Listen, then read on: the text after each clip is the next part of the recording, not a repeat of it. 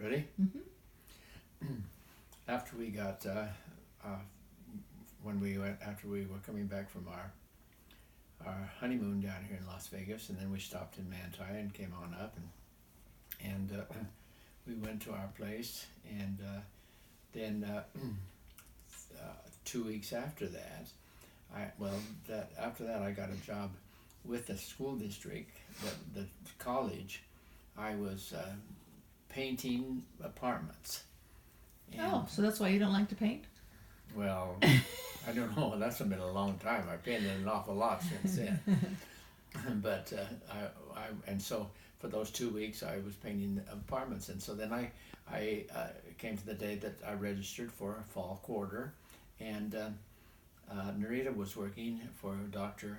Porter, and it was down on First East, right down in town, and so she was upstairs, and Dr. Maloof was downstairs in the building, and so I went up and registered, and I got through very quickly because I was A's. Whatever happened, I don't know. I got through very quickly, and I climbed in the car and went down and come off the hill, and was going down off and all of a sudden, smash! I hit a two-ton truck that went through, and I hit him right in front of his rear wheels, and the wheels went up over top of the hood of my car, smashed the engine and everything else, and we had some stuff in the back seat. But when I was a kid, we'd gone to Yellowstone, and I bought a head that hang on the wall. I don't remember if it was elk or what it was, but it was in the back window, and I brought it from my house, and it was in the back window, and it flew up when I hit that and hit my head and put a gash in my head there, and I don't know how it got from the back window up around and come and hit me in the face. It might have hit the front window, I don't know. But so then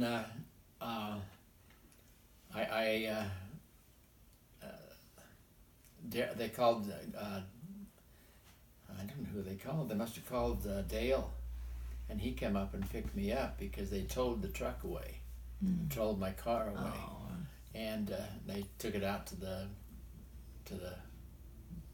dump, and well, I guess they took it to a place where that did that stuff, and so and then later I got the $10 for it, and but I also got a ticket for $10 for having an accident, because he was the first in the intersection. There was no stop signs or yield signs on either one of the corner, and I didn't see him coming through, but he got in there, and then I hit him. And so he was the first in the intersection. The cop says, "You're the one that gets the ticket." Oh. I said, "Oh, thanks a lot." But Dale took me down to the doctor because it needed to be stitched, and he took me to the doctor. No, Dale didn't. The policeman did. Oh, really? The policeman took me down there to Dr. Maloof's, which was just underneath in the basement, and he called up to Dr. Porter's office and talked to Narita, and he says, "Your husband is down here in my office. Maybe you need to come down and see him."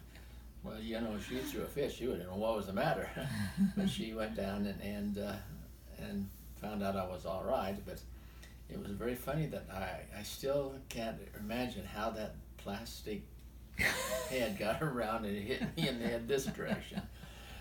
But and then so we didn't have a car, and of course that was all right. Logan is small. Narita would walk to work, and I would walk up to the college and walk home from the college. And so we were looking for a car, and right on First East and about Third North, we walked by this 1951 Ford convertible, and it had a for sale sign on it. So we asked him what it was, and he wanted $900 for it. And this was in 55, so it wasn't very old. It's only a 51. It was only 4 years old. So $900 seemed pretty good. We wanted a convertible anyway. I don't know why in Logan, because it's stormed and cold, but so we bought it. We went down to the bank and borrowed enough money to pay for it, and we bought the car, and we had the loan for 1 year. Mm-hmm. And so Nerita was working and I was working, and then we had school and food and rent and everything, and by the end of the year we had it paid for. So it was really nice. And but then after we bought the car, during the winter I just parked it behind where our house was, where we could park it, and I started it every other day, and it was covered with snow instead of driving it up the hill and you know, up to Utah State. And so I'd go out there and start it to make sure it ran, and then pretty soon it ran out of gas there. So I had to go get some gas and put in it when it came time that we would use it. But it was a very interesting experience. But we loved the convertible. It was colder than a well digger's hind leg, but we loved it anyway.